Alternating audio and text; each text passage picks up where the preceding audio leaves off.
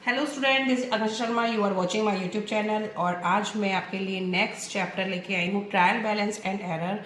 ये टी.एस. ग्रेवाल का आपकी बुक का चैप्टर है और इसमें जो भी आपके जो क्वेश्चंस हैं वो बहुत सिंपल है स्टूडेंट।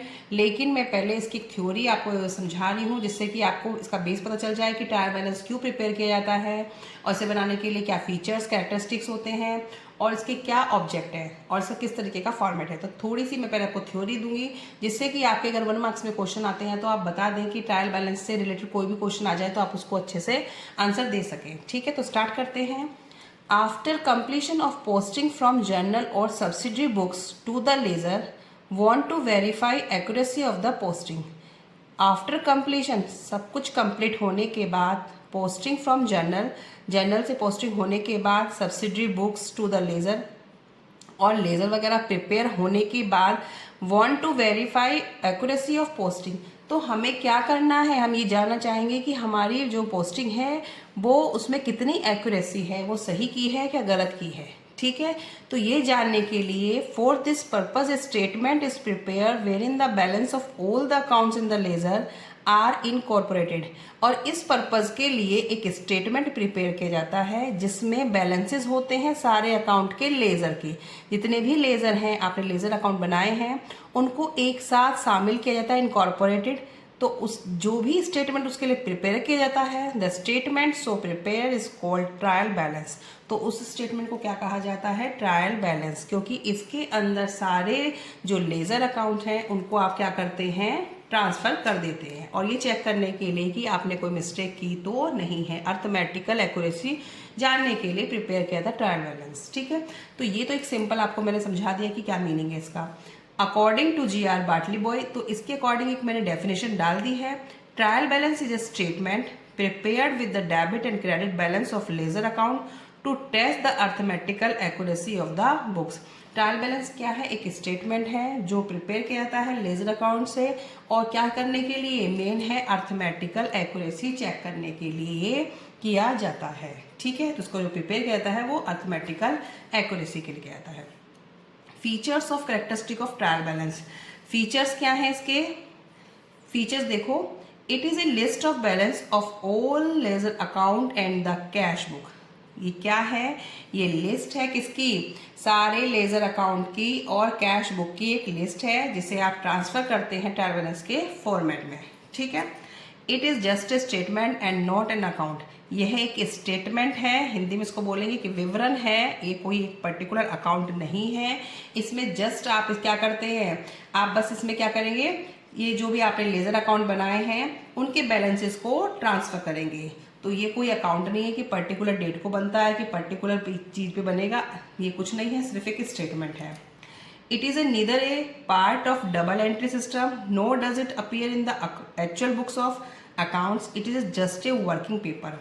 तो देखो इसी का ही एक बोल दिया है कि ना तो ये डबल एंट्री सिस्टम है, ना ये अपीयर होता है एक्चुअल बुक ऑफ अकाउंट में, और एक क्या है, एक जस्ट ए वर्किंग पेपर है। आपने बस काम किया है चेक करने के लिए कि आपने जो पोस्टिंग की है वो कोई गलत तो नहीं कर दी।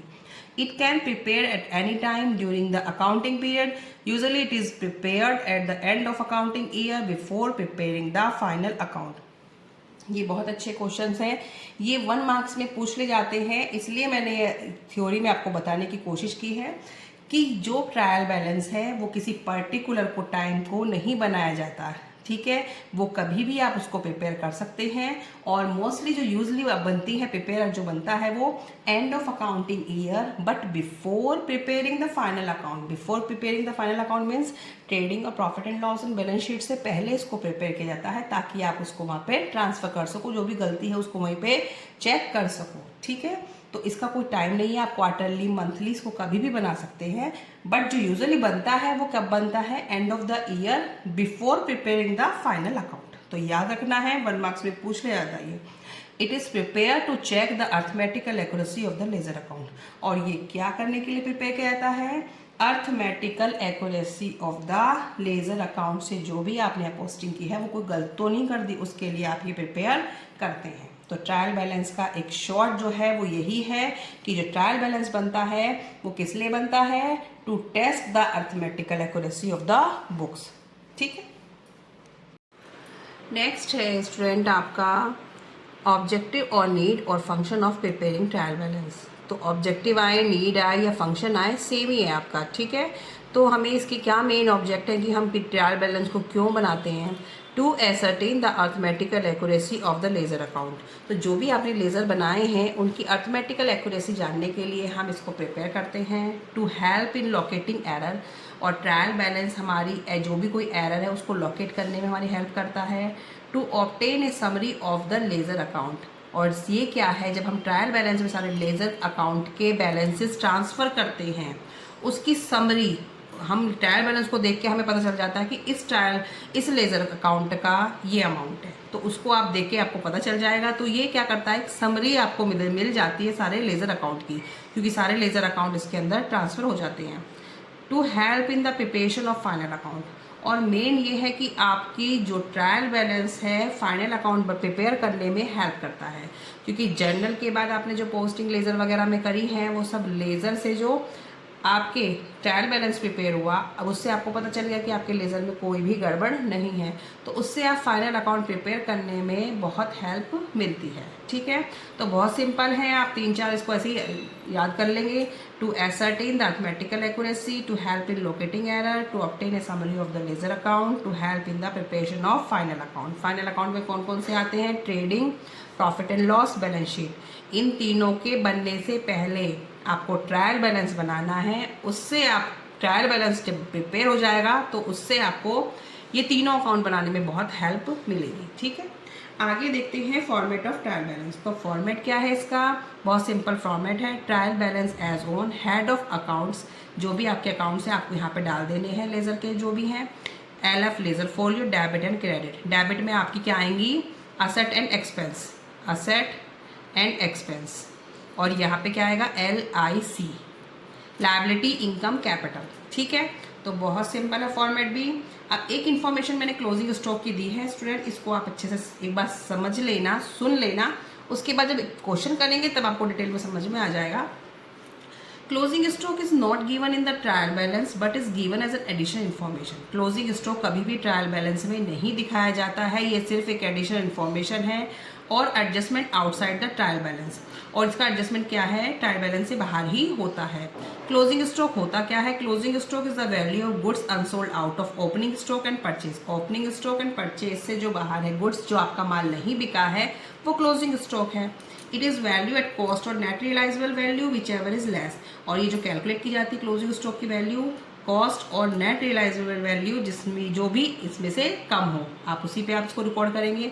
ये इन्फॉर्मेशन इसलिए है कि क्लोजिंग स्टॉक कभी भी ट्रायल बैलेंस में नहीं आता है। If the closing stock is given with in the trial balance, अब ये सेकेंड केस है कि अगर क्लोजिंग स्टॉक पहले से ही ट्रायल बैलेंस में दे रखा है तो it mean that it has already been adjusted through opening stock and purchase. तो ये किससे एडजस्टेड हो चुका है? पहले से ही ओपनिंग स्टॉक और परचेज से ये एडजस्टेड हो चुका है by debiting the closing account and the crediting the purchase account, ठीक है। तो जब इसकी एंट्री हम पास करेंगे तब इसकी एंट्री किस तरीके से पास होगी? तो इसकी एंट्री पास होगी closing account debit to trading account, क्योंकि जब भी अकाउंट आपके क्लोज होते हैं तो क्या हो जाएगी? इनकी साइड चेंज हो जाती है। तो परचेज में से तो कम किया जाएगा, क्योंकि परचेज को क्रेडिट कर रहे हैं, परचेज में से कम किया जाएगा और क्लोजिंग अकाउंट डेबिट हो जाएगा। लेकिन ये आएंगे किस में? ट्रेडिंग अकाउंट में। जब का नेक्स्ट चैप्टर आप करेंगे तब आपको अच्छे समझ आएगा। अभी बस मैंने आपको एक इन्फॉर्मेशन दी है, क्वेश्चंस में मैं आपको डिटेल में बता दूंगी कि क्लोजिंग स्टॉक ट्रायल बैलेंस में नहीं आता है, अगर वो आ रहा है तो आपका एडजस्टेड है। अब एडजस्टेड किस तरीके से है मैं आपको न्यूमेरिकल में बताऊंगी, ठीक है स्टूडेंट। आपको जस्ट मैंने इन्फॉर्मेशन यहाँ पे दी है, ठीक है।